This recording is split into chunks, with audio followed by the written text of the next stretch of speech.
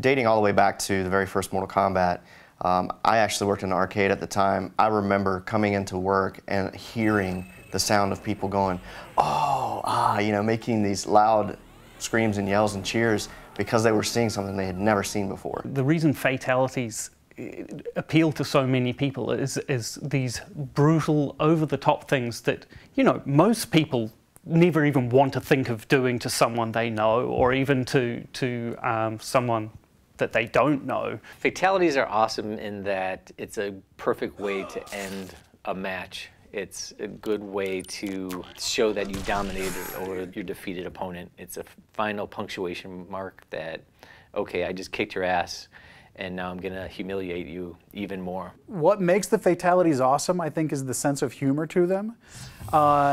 And I know it took me a while to get my arms around the mentality of them myself. And it's, you know, they're very graphic and very disturbing and disgusting, but there's an underlying humor to them that, you know, certainly is what defines my favorite ones. And it was kind of what made them enjoyable to work on for me, was you know, finding that humor and kind of bringing that out, you know, graphically and visually. I think a lot of the casual players, you know, specifically pick up Mortal Kombat, are always looking up, you know, what are the fatalities, how gruesome they are, you know, even finding out, like unlocking them through the game and stuff like that. And I really think, you know, this game around, I think we really took it to a whole new level. Initially, we, you know, we try and come up with a brainstorming session, kind of get some ideas, we'll like think about stuff, and then we kind of all get together, me and the other designers, and go through, kind of bounce ideas off each other a little bit, and kind of formulate one really great idea out of all of us. And from there, we do a couple of practices, try to figure out the timing, things like that. We go in the studio, we shoot the actual motion. From there, we take the data, process it, get it into the computer, exaggerate it well beyond whatever we shot so that we get like this really great performance with all the gruesome, brutal things that people come to expect from Mortal Kombat.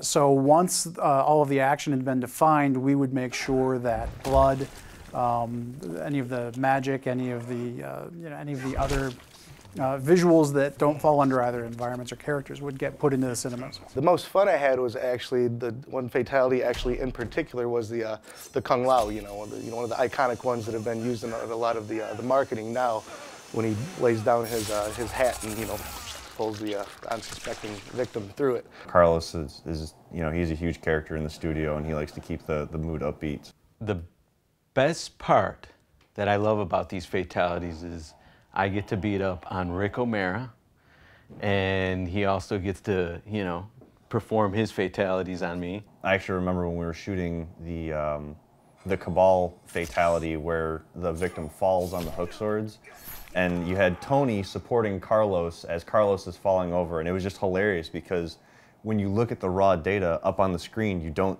see Tony there, so it just, he fell and it looked so perfect. It was hilarious. Maybe about like the third or fourth take, we start getting into more or less of the vision of the actual fatality, and it starts getting amped up with, you know, all that emotional content where you're getting into, you know, like, I really need to stab these knives into these guys' clavicle so that way the lightning will strike. You know, when you're doing it the first or second time, you're like, oh, I really don't want to hurt, you know, the other actor. When the other actor gives you the cue, he's like, hey man, just let go and really like hit my clavs. Having somebody able to draw off of that, and Ed sitting there going, oh my God, that's what I want, I need that, and trying to draw off of that, all that emotional content, and trying to get the best performance. My role on Fatalities was to make sure that once everything else was in place, that we had visual effects for the fatalities. So once all of the action had been defined, we would make sure that blood, any of the magic, any of the visuals that don't fall under either environments or characters would get put into the cinemas. Probably my favorite and most successful effects are the ones where we involve the most sleight of hand. The classic reptile fatality, getting his tongue to work, was one of those real coups. That's the sort of thing that, you know, there's not a cut and and dried system for doing. There were a lot of cheats and sleight of hands that we used to make that work. We use basically a beam, just an ability in the engine to draw a mesh from one point to another, basically attaching one end to Reptile's head and one end to the victim's head, and then introducing material-driven noise to that to make it seem as though there's an elastic tongue where really it's just a code-driven mesh that's going from one point to another. Yeah, some of the key points that we really try to focus on is to make sure that every fatality fits into the same look and feel as the others. We don't want one or another to kind of feel different. Each character had approximately 18 points of dismemberment. So you can imagine, the technical hurdles we had to go through initially, working closely with the tech group to get a procedural tool inside of our tool to be able to do it on the fly. The effects guys had a major role in making the fatalities just look perfect. They are masters of blood placement and all the effects that go with fatalities, like radons, electricity, all the blood decals that had to be put on to make fatalities look nasty. There's not just clean cuts anymore. There's bloody stumps wherever there's a sever point.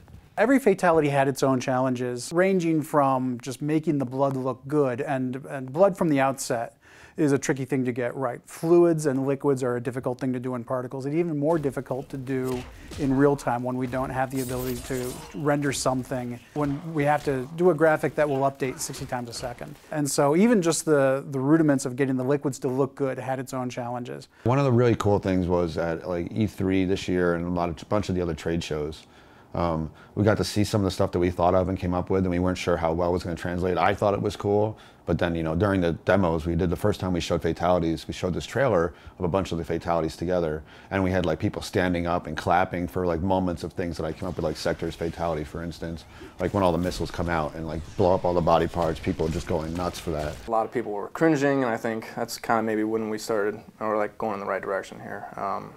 Taking some of the old stuff, blending in with some new ideas, and that's what I think is really cool about this little nod to the classics. The best fatalities are the ones that are nasty. They're really violent, but at the same time have a comedic tone to it. Those are always the best ones. Most of them actually have a comedic tone to it, and I think that's what makes fatalities popular.